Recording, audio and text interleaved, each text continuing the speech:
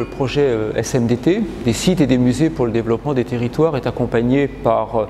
le ministère français de l'Europe et des Affaires étrangères à travers le Fonds de solidarité pour les projets innovants, qui est un dispositif visant à accompagner des coalitions d'acteurs sur des projets d'intérêt partagé entre la France et ses partenaires pour ce qui nous concerne le Bénin. Et il vise à valoriser le patrimoine béninois sur 3 sites emblématiques: Abomey, Porto Novo et Ouida. Abomey autour de la culture du royaume du Dahomey, Ouida autour du patrimoine immatériel de la traite et Porto Novo autour de la culture vaudou. Ce projet se décline autour de 3 grands axes. Le premier est un axe de sensibilisation des populations et en particulier des jeunes populations, jeunes scolarisés ou non scolarisés, au patrimoine de leur pays, qui consiste à travailler avec le secteur éducatif, des inspecteurs de l'éducation nationale, des coordonnateurs pédagogiques, des enseignants, pour essayer de travailler avec eux à une meilleure diffusion, formation autour des questions patrimoniales et donc de toucher ces jeunes populations et les sensibiliser à leur patrimoine. Un deuxième axe concerne la formation et le rehaussement des compétences des professionnels qui travaillent dans le secteur de la culture et du patrimoine. Ce sont des opérations qui sont conduites principalement avec l'École du patrimoine africain et l'Institut national des métiers d'art, d'archéologie et de la culture, rattaché à l'Université d'Abomey-Calavi,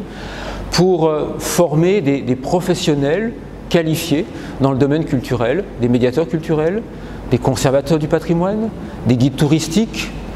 des journalistes spécialisés dans le secteur culturel. Et dans ce même axe de travail, on vise également à rehausser les compétences de ceux qui sont en organisation de manifestations de valorisation du patrimoine, en particulier un certain nombre de festivals, pour permettre à ces manifestations de s'inscrire dans des normes reconnues à l'international et d'augmenter leur rayonnement à l'international. Et puis un dernier axe de travail concerne le développement d'un modèle économique autour des sites patrimoniaux, en essayant d'impulser des démarches entrepreneuriales, de favoriser des projets qui visent à développer des outils de médiation innovants, des industries culturelles et créatives, et de faire de la culture un levier de développement économique dans les sites où se situent les patrimoines que nous essayons de valoriser. Alors ce projet en est à sa 2e année, il a démarré en 2021, 2022 est donc la 2e année de développement. Ce projet, comme on l'a déjà évoqué, se décline sur les 3 sites d'Abomey, Ouida et Porto Novo. Il réunit aujourd'hui une coalition d'une 20aine d'acteurs, des acteurs institutionnels que j'ai déjà évoqués, l'École du patrimoine africain, l'Institut national des métiers d'art, d'archéologie et de la culture, l'ANPT, l'Agence nationale de promotion des patrimoines et de développement du tourisme. Les offices du tourisme des 3 sites, des 3 villes sont également impliqués, fortement impliqués dans ce projet, ainsi que les équipes municipales, les maires, qui sont également fortement impliqués dans ces projets, qui sont aussi des projets de territoire pour la valorisation de leur territoire. Et puis à côté de ces partenaires institutionnels, un grand nombre de partenaires de la société civile, des ONG et des associations qui travaillent en transversalité sur la sensibilisation, sur la formation, sur le partage d'expertise, sur le développement des industries culturelles et créatives. Il y a donc une communauté émergente qui est en train d'apparaître et la volonté partagée par ces acteurs de travailler ensemble et de nourrir, lorsque le projet sera fini, cette coopération culturelle sur les 3 sites déjà explorés et peut-être, on l'espère en tout cas,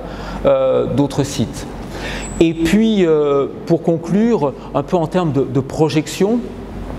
la coalition d'acteurs qui est déjà formée pourrait être ultérieurement amenée à travailler sur un autre sujet, un sujet périphérique que l'on a commencé à explorer avec les autorités